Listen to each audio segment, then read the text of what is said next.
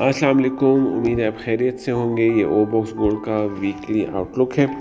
Weekly outlook में सबसे पहले हम गोल्ड की बात करते हैं। गोल्ड का जो प्रीवियस वीक था उसकी ओपनिंग हुई थी 3180 के एरिया पे। 3180 के एरिया पे ओपनिंग करने के बाद उसने हाई बनाया अर्ली मॉर्निंग 3295 का, और 3295 से मार्केट ने अपना डाउन ट्रेंड कंटिन्यू किया जो कि 3125 पे रुका। अब 3125 जो है एक मेजर सपोर्ट था। इस सपोर्ट एरिया से गोल्ड की प्राइसेस बाउंस किए हैं वापस 3253 तक, और 3253 से फिर क्लोजिंग हुई है लास्ट फ्राइडे के दिन 3187 पे। अब हम एक्सपेक्ट कर रहे हैं कि आने वाली वीक में गोल्ड की प्राइसेस जो हैं वो मूव करेंगी थोड़ा सा ऊपर की तरफ। फर्स्ट 3180 पे ओपनिंग के बाद ऊपर की तरफ जाएंगी। अब ऊपर में हमारे पास तीन सपोर्ट एरियाज़ हैं, 3295, 3253 और 3213। इन तीनों में से कोई एक रेजिस्टेंस जो है वो इसको होल्ड करेगा या स्टॉप करेगा या सपोर्ट करेगा। 3213 और 3253 के चांसेस सबसे ज़्यादा हैं, और फिर इन्हीं एक रेजिस्टेंस से ये रिट्रेस करके अपना डाउन ट्रेंड कंटिन्यू करेगा। डाउन ट्रेंड में हमारे पास सबसे पहले 3125 का एरिया है और दूसरा 3065 का एरिया है, जो कि हमारे टारगेट्स होंगे नेक्स्ट वीक के। नेक्स्ट हम जाते हैं सिल्वर पे। सिल्वर की अगर हम बात करें तो सिल्वर जो है 2 वीक से ऑलमोस्ट 2 वीक से जो है तो एक रेंज में ट्रैवल कर रहा है। इस रेंज के लो जो है वो 3180 का एरिया है, और जो हाई है वो 3360 का एरिया है। जो ओपनिंग एंड क्लोजिंग्स हो रही हैं वो 3245, 3234 और 3225 इस एरिया में, और जो क्लोजिंग हो रही हैं वो 3360 और 3350 और 3348 इस एरियाज में इसकी क्लोजिंग हो रही है, जो कि ये मार्क है। अब लास्ट वीक सिल्वर ने इन्हीं दो रेंजेस में ट्रैवल किया है, और 3181 का एक लो बनाने के बाद स्ट्रॉन्ग रिट्रेसमेंट हमने देखी है। सो अब इस वीक मोस्ट प्रॉब्ली हम एक्सपेक्ट कर रहे हैं कि प्राइस की ओपनिंग 3235 से, जो उसकी प्रीवियस क्लोजिंग है, यहीं से हो, और एक लो माइनर सा लो बनाने के बाद जो कि 32 के एरिया से ऊपर आएगा,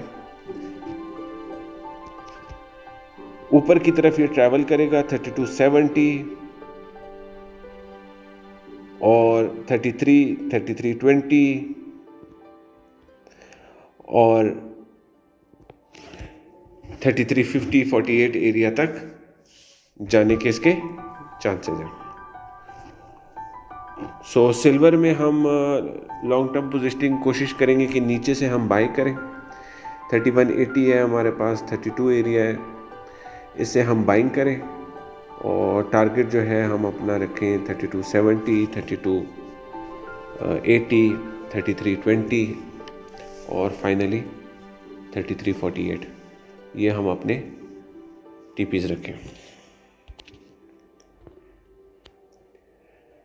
प्लैटिनम की अगर हम बात करें तो प्लैटिनम भी सिल्वर की तरह रेंज बाउंड रहा है, जैसे कि आपको नज़र आ रहा है।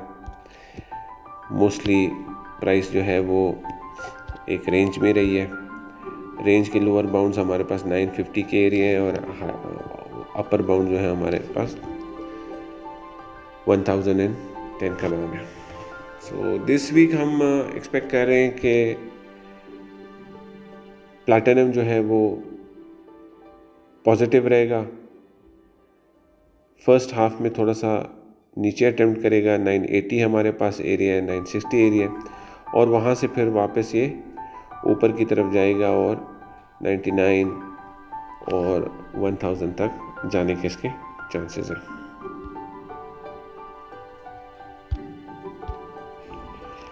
एनर्जी सेक्टर की बात करें हम तो एनर्जी सेक्टर में सबसे पहले क्रूड को देखते हैं। क्रूड जो है वो पिछले 2 वीक से एक उसका बुलिश ट्रेंड जारी है, जो कि लास्ट वीक में थोड़ा सा कंसोलिडेट हुआ है। अगर हम देखें तो उसने 55.28 का जो लो किया, उसके बाद मार्केट में बुलिश ट्रेंड हमें नज़र आया, जो कि 59.85 तक गया। 59.85 से एक लेग हमें 57.80 तक गया, और फिर 57.80 से हमने नेक्स्ट लेग जो देखा वो 63.87 के एरिया तक हमने मूवमेंट देखी। फिर इस मूवमेंट से इसने कंसोलिडेट किया लास्ट वीक में, और 60-50 का लो बना के क्लोजिंग 61.97 या 62 कह सकते हैं कि 62 एरिया में इसने क्लोजिंग की है। सो बेसिकली इस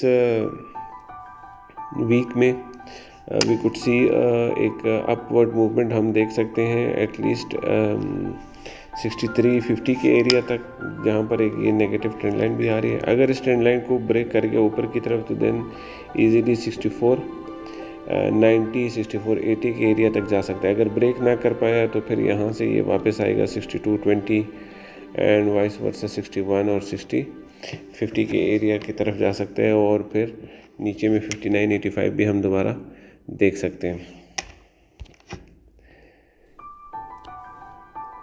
इसी तरह अगर हम ब्रेंट की बात करें तो ब्रेंट में भी हमने अप ट्रेंड देखा है पिछले 2 वीक से, और उसमें कंसोलिडेशन हुई है लास्ट वीक। बेसिकली ये कंसोलिडेशन जो है ये 63 के एरिया 63-50 के एरिया तक हुई, और फिर उसके बाद क्लोजिंग जो है हमारी 65-40 पे हुई।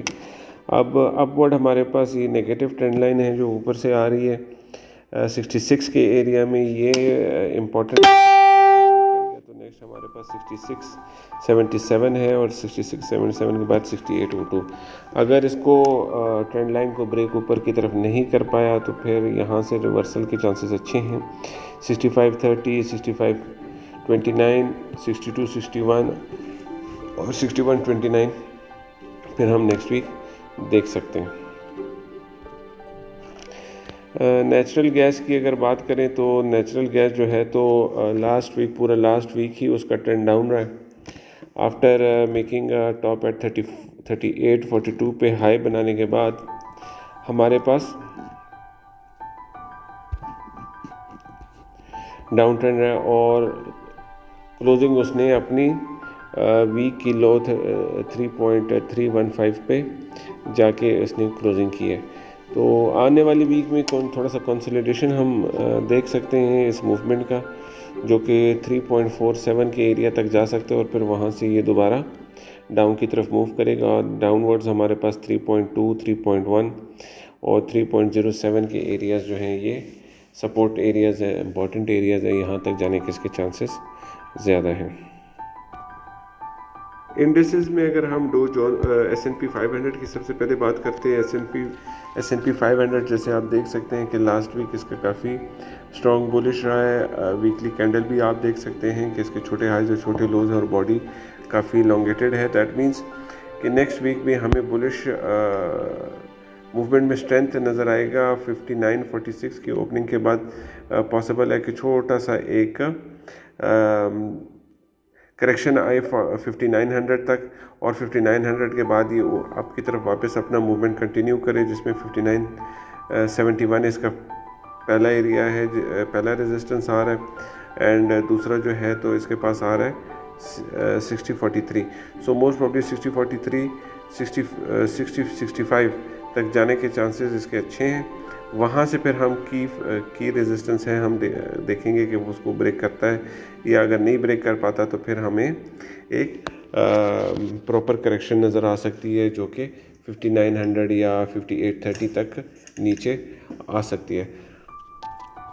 इसी तरह अगर हम डो जोन्स की बात करें तो डो जोन्स का वीकली कैंडल भी काफ़ी बुलिश क्लोज किया है। इसमें तो बिल्कुल हमें कोई हाइज एंड लोज नहीं, जहाँ पर ओपनिंग एंड क्लोजिंग है वहीं पर जो है इसका हाई एंड लो है। फॉर दैट से नेक्स्ट वीक भी डो जोन्स में काफ़ी बुलिश रहने के चांसेस ज़्यादा हैं।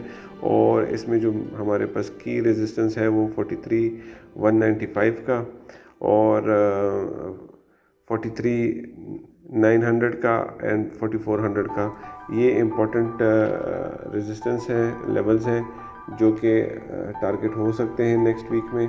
और वहाँ से फिर हम डिसाइड करेंगे कि अगर उनको ब्रेक करता है ऊपर की तरफ तो फिर हम देखेंगे कि हमारे पास जो है तो प्राइसेस रिवर्स होती हैं, करेक्शन करती हैं या और ऊपर जाती हैं। यूरो यूएसडी की अगर हम बात करें तो यूरो यूएसडी लास्ट वीक में 1.12 से नीचे से स्टार्ट हुआ एंड क्विकली इसने 1.1069 का लो बनाने के बाद दोबारा 1.1264 का हाई बनाया। 1.1264 का हाई बनाने के बाद ये 1.133 पे आई और क्लोजिंग इसने 1.1161 पे किया। अगर हम यूरो यूएसडी में वीकली चार्ट को देखें तो हमारे पास एक ब्रॉडर पिक्चर आती है जिसमें यूरो हम देख सकते हैं कि फरवरी मार्च से यूरो यूएसडी जो है वो ऊपर की तरफ मूवमेंट कर रही है और यही दो पॉजिटिव ट्रेंड लाइन जो हैं वो उसको पुश दे रहे हैं या सपोर्ट दे रहे हैं all this way. So currently euro USD ने लास्ट वीक इसको टच किया और यहाँ से रिबाउंड किया। सो मोस्ट प्रॉब्ली अगर ये पॉजिटिव ट्रेंड लाइन इसको होल्ड करती है तो then we can see an up movement, ठीक है, एक अपवर्ड हम मूवमेंट देख सकते हैं नेक्स्ट वीक में 1.12 या 1.1264 तक।